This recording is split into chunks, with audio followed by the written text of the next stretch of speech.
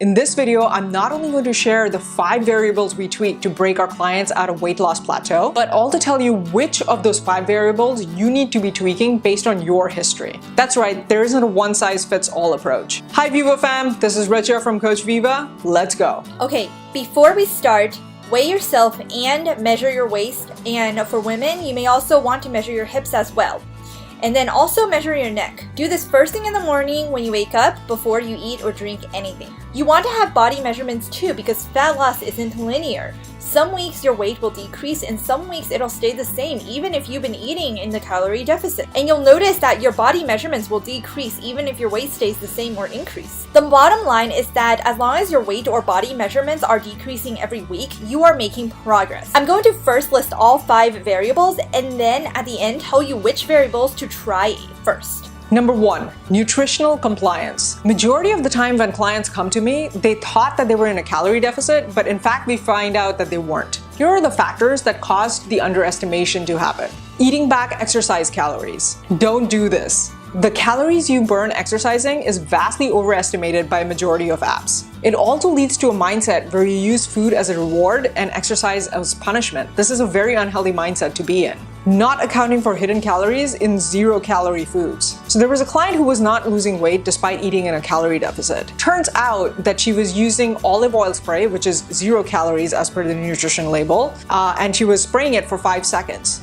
But guess what? If you look at the nutrition label, that olive oil spray is only 0 calories if she sprays for 0.25 seconds. So inadvertently, she was eating about 300 calories extra. So pay attention to what 0-calorie foods you're eating and Google them to figure out what are their calories beyond the amount prescribed on the nutrition label. Not logging vegetables. This is most common among clients who come from the Weight Watchers diet. While in the Weight Watchers diet, vegetables might have 0 points, vegetables still have calories though, especially if you put oil while cooking them. So it's important that you're tracking them. Underestimating portions by a little bit. Studies have found that the average person underestimates how much they ate by 47% and even dietitians underestimate by 16%. These slight shave-offs from every food that you have add up to a big amount. One thing you can do is to always estimate portions to be a little more than what you think it is. So for example, if you had a half cup or something, just assume that you had 3/4 of a cup. Or if you had 1 ounce of something, assume you had 2 ounces of it. Or even better, if you're up for it, just for the next week, measure and weigh everything and see if that helps you break through your plateau. Choosing the entries in the database with lower calories. Most calorie counting apps show you a whole bunch of results for the food that you enter. And there's a tendency among people to choose just slightly below the average entry so that you have enough room to eat later and you won't be going hungry. While I understand this worry, those slight shave-offs add up to something big. So just for this next week, choose your food entry conservatively. Change your macro ratios. Make the following changes. Try decreasing your calories in grams by about 25 grams per day. Then try increasing your protein in grams by 25 grams per day. The lower carbs will affect your hormones such that it lowers your likelihood of storing fat, while the increased protein will help rev up your metabolism. This method is especially useful for people who are already quite lean and just looking to lose like those last few more pounds of fat.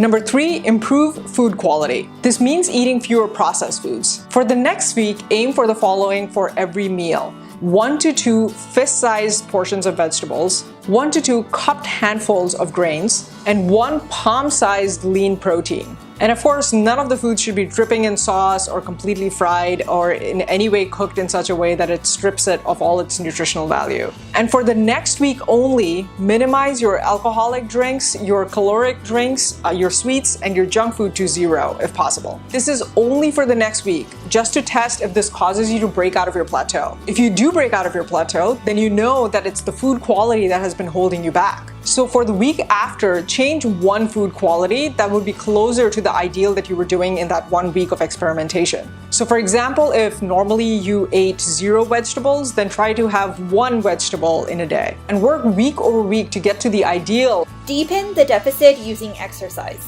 First, try to up your cardio duration. Start with 30 minutes if you're not doing that already. Then increment by 5 to 10 minutes. Check at the end of the week. If your plateau is not broken, try incrementing by another 5 to 10 minutes. Cap it at the 1 hour mark as diminishing returns happen after that. If this duration didn't work out, then try increasing the frequency. So if you're not already doing 3 days of workout a week, try starting with that. If you're still at a plateau, then try to add 1 more per week.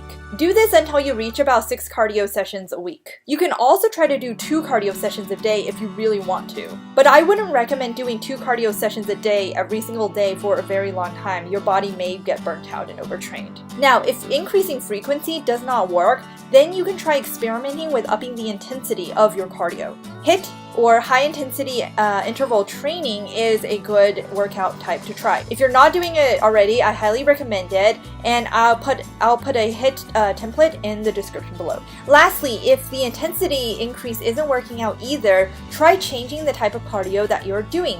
This can sometimes re-stimulate the progress and your motivation as well. Number 5, reboot your metabolism. When you have been in a calorie deficit for a long time, your body adapts by pumping up your hunger hormones and reducing your calorie burning hormones. In a nutshell, your body becomes more efficient by burning fewer calories while simultaneously trying to trick you to eat more. The way to reboot your system is to take a rest week. This means that you raise your calories to your maintenance calories for an entire week. Even if you gain weight, it's going to be water and glycogen that you've put on. You're not going to gain fat as long as you're eating within maintenance. If you had been exercising really hard, then dial it back to a minimalist routine. This means 1 to 2 strength training sessions a week of at most an hour, and 1 to 2 intense cardio sessions a week of 30 minutes or less. After the rest week, go back into a deficit and then see if the subsequent week after that you broke through the plateau. Okay, which variables to pick? No matter how long you've been in a calorie deficit, always check the nutritional compliance first. The timestamp where we talk about nutritional compliance is in the description below. Go back and review that part again. It's that important. If your nutrition compliance is on point and you have been in a calorie deficit for 1 to 2 months, then your checklist is as follows. Only proceed down the list if the prior point didn't work at the end of the week. 1. Make sure your nutritional compliance is in check. 2. Change your macro ratios. 3. Improve your food quality. 4. Try deepening the deficit using exercise. If you've been in deficit for 2 to 3 months, then here's your checklist. 1. Make sure, again, your nutritional compliance is in check. 2. Change your macro ratios. 3. Improve your food quality. And 4. Reboot your metabolism by using the rest week. And finally, if you've been in deficit for more than 3 or 4 months, then here's your checklist. 1. Once again, check your nutritional compliance first. 2. You may need a break in order to reboot your metabolism. Once again, all timestamps for each of these points are in the description below, so go back and look at those parts as they apply to you. Now, keep in mind that if you do choose the rest week to reboot your metabolism, your dieting age basically starts back from 0. So the next time you hit a plateau, choose the right dieting age checklist accordingly. And a last note here, if you're in a severe calorie deficit, that is a deficit that is greater than 30%, you're going to be hitting weight loss plateaus a lot more often. It's best to avoid severe calorie restrictions because your progress will be very stop and go, and as a result slower than someone who is in a shallower deficit but is making steady progress. Not to mention, even after you achieve your goal, these habits that you've developed to be in a severe calorie deficit are not going to be sustainable for you very likely, and you may regain a lot of what you lost back. So there you have it, a complete guide on how to break out of your weight loss plateau. If there is a health and fitness topic that you would like us to cover, go ahead and say that in the comment below. And if you like this content and you want to see more content like this, go ahead and hit that subscribe button and also hit that bell icon so that you get a notification every time we drop a video. All right, until next time.